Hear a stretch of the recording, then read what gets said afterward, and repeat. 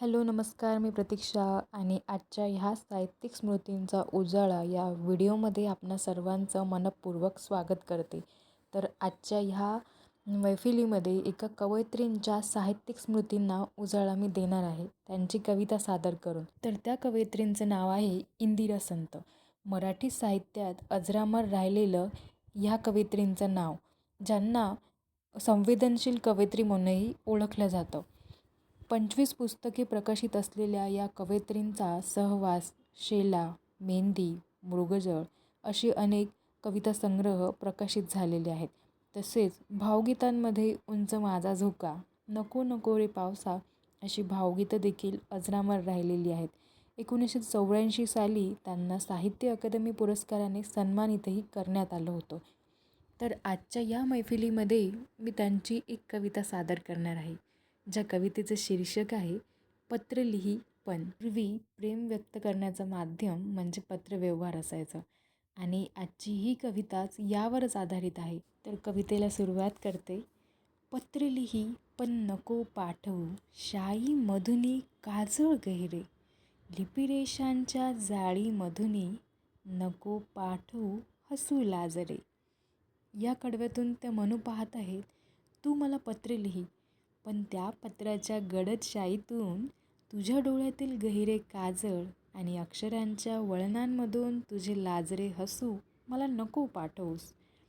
तर दुसऱ्या कडव्यात ते असं म्हणतात, चढण लाडकी भुवईमधली नको पाठवू वेलांटीतून, वा वा नको पाठवू तीळ गालीचा पूर्णविरामाच्या बिंदूतून. कवयित्रींनी फार सुंदर उल्लेख केलेला आहे या कडव्यामध्ये.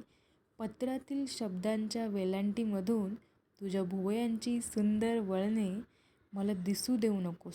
वाक्याच्या शेवटी असलेला पूर्णविरामाच्या टिंबांमधून तुझ्या गालावरचा काळा तीळ मला नको पाठवूस. कवितेच्या तिसऱ्या कडव्यात त्या म्हणतात, नको पाठवू अक्षरातुनी शब्दामधले अधीरे स्पंदन, कागदातुनी नको पाठवू स्पर्शामधला कंप विलक्षण.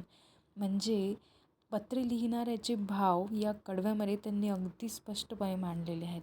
तुझ्या अक्षरांमध्ये दडलेली शब्दांची अधीरता किंवा व्याकुळता मला पाठवू नकोस.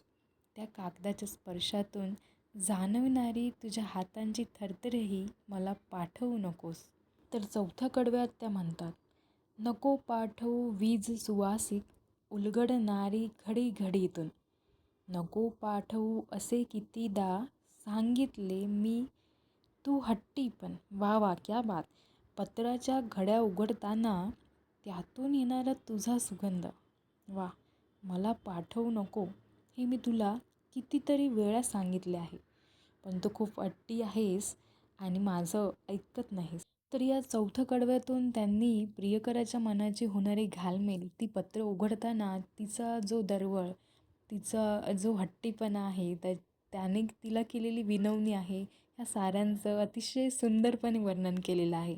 कवितेच्या शेवटचं कडवं, पाठविसी ते सगळे सगळे, पाठविसी ते सगळे सगळे पहिल्या ओळींमध्येच मिळते, पत्र पुढचे त्यानंतर पण वाचायाचे राहून जाते, वाचायाचे राहून जाते. तू पत्रात नको पाठवायला सांगितलेल्याही गोष्टी पाठवतेस आणि त्या गोष्टी मला पत्राच्या पहिल्याच ओळीत जाणवतात.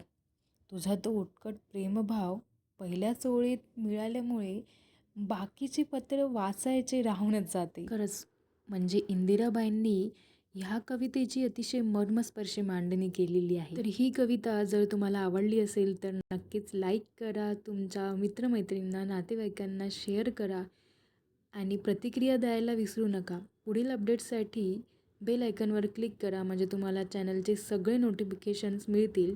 चला तर मग भेटूया पुढील भागात एका नव्या कवींच्या स्मृतींसह. तोपर्यंत मनःपूर्वक धन्यवाद.